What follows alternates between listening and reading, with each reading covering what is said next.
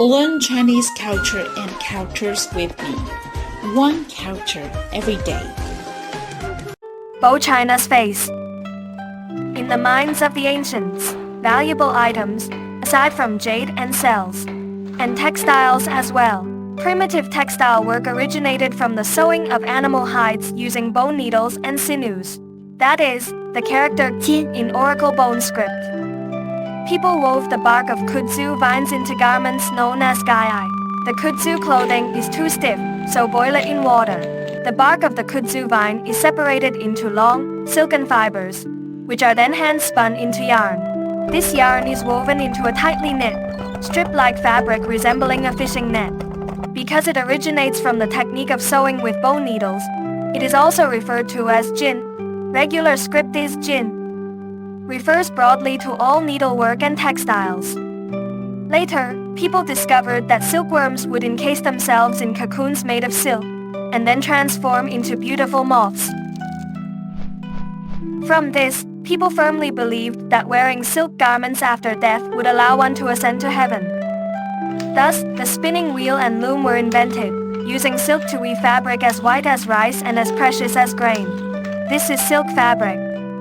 After the evolution from seal script, the regular script character is bo.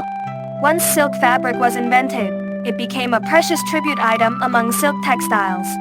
Legend has it that Gun, the leader of the Xia tribe, built towering city walls, always prepared to engage in fierce battles with other tribes. The common people did not want to fight and all wished to leave him. Later, his son Yu became the leader and took the initiative to tear down the city walls, destroy the weapons, and keep the people away from war. The surrounding tribes, feeling a sense of security, presented jade, silk, and other treasures as tributes, pledging allegiance to Yu of Xia. Turn warfare into peace. Thus, it became a symbol of turning war into peace. The drawback of silk fabric is that it is too expensive. Even the wealthy were reluctant to use it for clothing, reserving it solely for copying books or writing letters, known as silk manuscripts. Precisely because of its high value, silk fabric thus became a form of currency.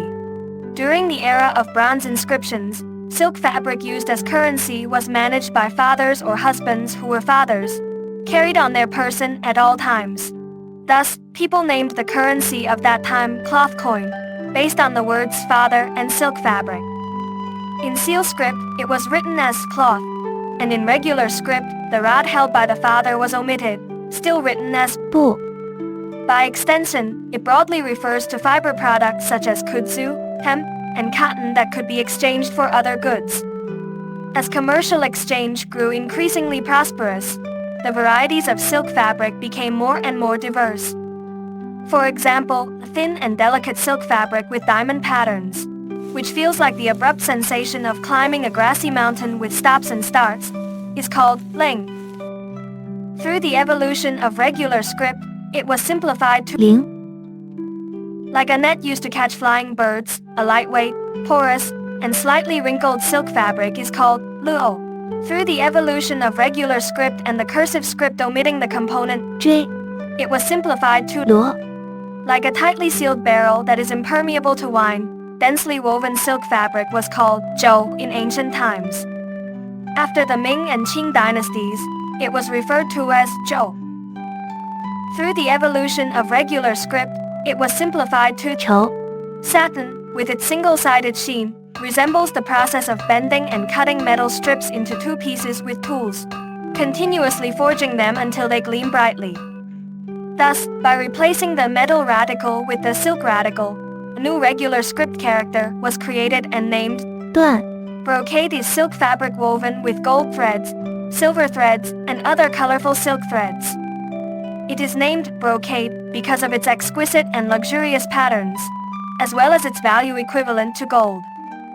In regular script, it is written as jin.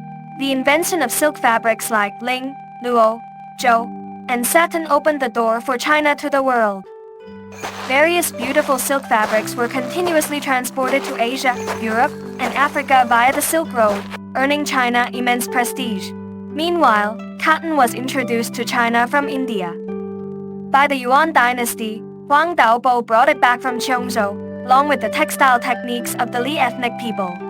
Using cotton, they wove affordable and economical cotton cloth that all ordinary people could wear and afford. Cotton spinning and weaving thus became a primary source of income for rural women.